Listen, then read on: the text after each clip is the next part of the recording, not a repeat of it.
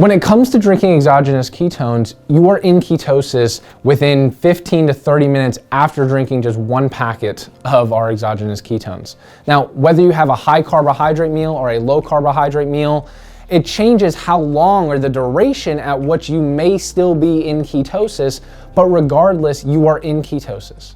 Ideally, the goal is to gear someone towards eating a lower carbohydrate diet along with exogenous ketones to get the best result. PRÜVIT ketones have been formulated to raise blood ketone levels and not hit that threshold. Some products that are on the market, the esters, they give these servings that are so large that sometimes they hit levels that can shut down ketogenesis.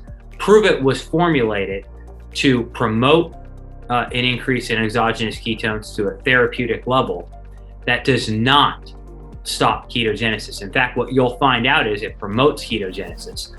In a perfect world, an individual would have ketones produced endogenously through things like exercise, fasting, and diet, as well as exogenously through supplementation. Having endogenous ketone production will only amplify the benefits of exogenous ketone supplementation, as it will make you a better ketone user at the cellular level.